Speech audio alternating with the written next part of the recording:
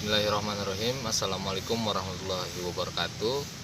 Selamat sore, selamat berjumpa dengan saya Karna dari Desa Cisaat, Kecamatan Duku Kuntang, Kabupaten Cirebon. Saya pembelajar dari sekolah Lapang, Sekolah Alam Wangsakerta. Saat ini saya akan berbagi pengalaman saya dalam bertani. Lebih spesifik, saya akan berbagi pengetahuan tentang organisme pengganggu tanaman. Organisme pengganggu tanaman atau disingkat OPT biasanya, dalam arti luas organisme yang dapat mengganggu aktivitas pertumbuhan tanaman. Misalnya hama, penyakit, gulma. Nah, ketiga aspek ini yang mempengaruhi bagaimana perkembangan tumbuhan yang ditanam petani dapat cepat atau berhasil tumbuh tidaknya. Hama tanaman adalah hewan yang aktivitas hidupnya merusak apa yang dibudidayakan oleh petani, sehingga merusak dari segi produksi yang dihasilkan tanaman itu sendiri, juga dampak pada penghasilan ekonomi atau penghasilan yang menurun. Hama sendiri banyak sekali macam-macamnya. Hewan yang dapat menjadi hama bagi tanaman diantaranya adalah serangga, kalau bahasa Cisaatnya simut, kalau bahasa Indonesianya belalang, ada tikus, dan lain-lain banyak. Pokoknya yang bisa merusak tanaman itu tumbuh berkembang dan menghasilkan produksi yang melimpah. Jadi yang seharusnya produksinya melimpah, produksinya bagus, itu berkurang dan rusak karena ulah hama. Barangkali kita cross check di tanaman padi yang saya tanam, ada contoh bagaimana misalkan belalang itu merusak daun sehingga proses untuk berkembang tumbuhan dalam contoh dalam berfotosintesis tidak begitu baik, jadi mengakibatkan pertumbuhan yang kurang maksimal.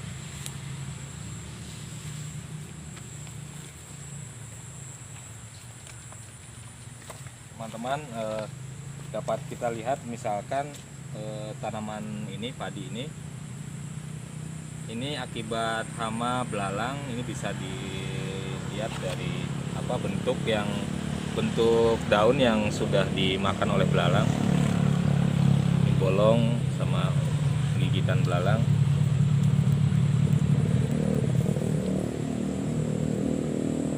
Kemudian juga sebenarnya tidak hanya bukan semua serangga bisa dikatakan hama. Jadi di serangga itu dibagi dua macam. Ada yang hama, serangga hama yang merusak tanaman petani. Ada juga sebenarnya serangga yang dia hidupnya memakan hama itu sendiri. Contohnya misalkan di sini kita lihat ada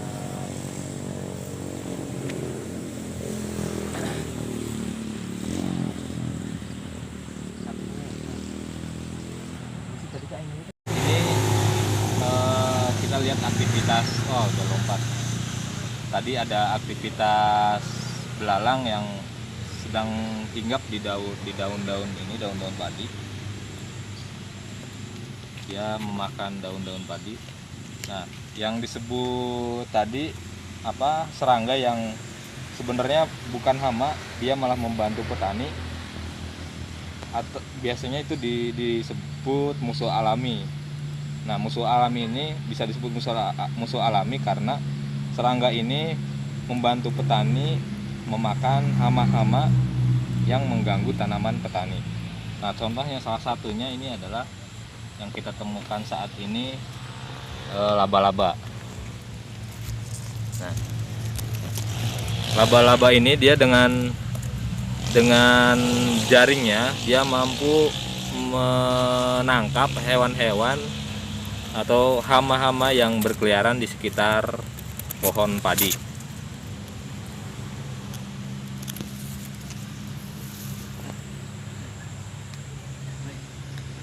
Kita juga sekarang menemukan walang sangit ya. Ini walang sangit. Walang sangit ini dia serangga, tapi dia merugikan petani. Nah, ini disebut hama karena merugikan petani. Walang sangit khususnya di tanaman padi. Di tanaman padi dia ketika padi mulai berbunga, mulai berbuah. Ketika umur padi masih sangat muda, di dalamnya ini belum sudah ada bulir gini, tapi masih berbentuk susu di dalamnya. Nah, biasanya si walang sangit itu hinggap di sini, di bulir padi ini, dan menyerap susu atau padi yang masih cair di dalamnya, sehingga ketika padi berumur tua itu di dalamnya tidak ada isinya. Kalau bahasa sininya hepe, jadi tidak ada bulir padinya ketika dipanen. Nah, ini yang mengakibatkan petani bisa jadi gagal panen dan mengurangi hasil produksinya. Salah satu contoh bagaimana si walang sangit memakan bulir padi sehingga bulir padi itu tidak berisi. Ini contohnya, kita petik saja. Nah, contohnya seperti ini. Ini padi yang dimakan oleh walang sangit. Ketika bulirnya padinya kita buka, dikupas sisitnya atau luarnya. Nah, ini tidak ada isinya. Kalaupun ada isinya, dia kecil, tidak berisi. Nah, makanya ini sangat merugikan para petani. Ya, selain hama yang tadi sudah dijelaskan, juga ada patogen. Patogen ini sama seperti hama, organisme yang hidupnya mencari makan di tanaman yang dibudidayakan petani. Nah, patogen itu dia macam-macam, ada virus, juga ada jamur. Nah, kita lihat contohnya juga di tanaman padi. Kalau jamur dia biasanya di tanah ya, di dalam tanah. Dia merusak akar sehingga tanaman itu tidak bisa cepat tumbuh berkembang dengan baik. Nah, mungkin kita lihat langsung saja lihat contohnya. Ini yang diakibatkan oleh virus dan jamur.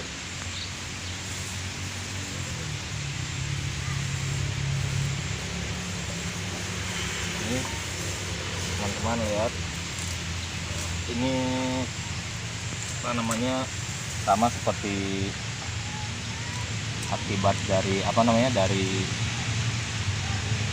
ulah walang sangit, tidak ada ya, isinya, sama juga ulah dari jamur dan virus itu juga merusak tanaman. Ini dari bawah, dari akar juga ya, sampai perkembang biakan batang padi juga kurang maksimal. Kemudian selain hama, penyakit juga tadi penyakit hama sudah dijelaskan. Ada penemuan ini di tanaman budidaya padi ini ada belalang, ada walang sangit, juga ditemukan musuh alami ya, serangga tapi dia bukan hama tapi musuh alami. Kemudian tadi juga penyakit dari virus, bisa jadi dari jamur, itu juga sudah ditemukan. Kemudian selanjutnya adalah gulma. Nah, gulma ini adalah tanaman yang tumbuh di sekitar tanaman yang petani tanam. Jadi lebih gampangnya, tanaman apapun yang tidak dikehendaki oleh petani, nah itu disebut gulma. Contohnya misalkan petani nanam padi, ini ternyata di sekitar padi ini ada rumput-rumput yang tumbuh, nah itu disebut gulma. Nah, gulma ini sangat mempengaruhi produktivitas padi, sama seperti tadi hama dan penyakit. Nah, kenapa gulma ini mengganggu? Karena tanaman lain yang dibudidayakan petani itu juga memerlukan asupan makanan nutrisi dari tanah. Nah, jika petani menanam padi, sekitarnya tumbuh pohon lain, nah pohon lain akan pohon padi yang ditanam petani ini, dia akan otomatis akan berbagi makanan di dalam tanah dengan tanaman yang tidak dihendaki petani. Nah, jadi akan jadi yang seharusnya makanan itu diserap oleh padi, jadi proses makannya banyak lah, misalkannya padinya harusnya makannya banyak, tapi makannya dia sedikit karena direbut atau diganggu oleh tanaman yang lain. Nah, bisa kita lihat barangkali kalau di sini udah lumayan bersih ya teman-teman, tidak ada gulma. Gulma itu macam-macam ya, itu ada rumput ya, semacam rumput ini kalau ada di sekitar tanaman padi ya, dia juga mengganggu. Nah, ini sedikit ada nih.